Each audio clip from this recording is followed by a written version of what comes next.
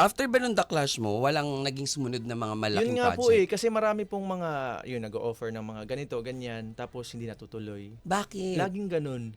Anong mga offers? Yung mga, may management ako nun, tapos biglang nawala. Under Kasi saan ka dati? EMC something. Parang Oo. bago lang din siya. Oo. So may mga nag-o-offer din na mga talent manager na ganito, ganyan, na uy, ipipitch kita dito, tapos hindi natutuloy, ganyan. So bigla na lang parang, uy, hindi natuloy. So, walang update. Walang update, ganyan. So parang lagi na lang ako parang nadidismaya. Pero parang sabi ko lang sa sarili ko, siguro pag hindi to sa akin, tas isa sa mga dasal ko na Lord, kung hindi talaga to para sa akin, bigyan nyo na lang ako ng dahilan. Mawala yung fire sa puso ko na hindi na siya ituloy.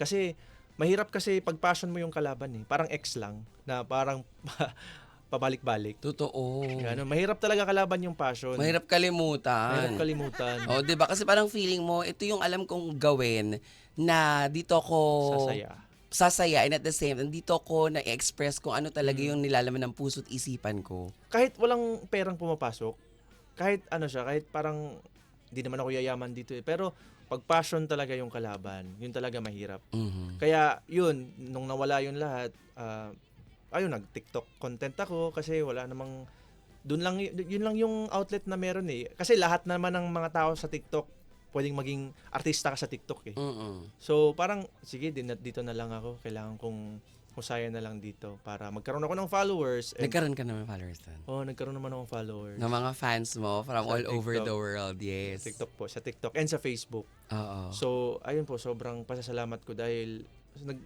nag-support naman po sila. Taray.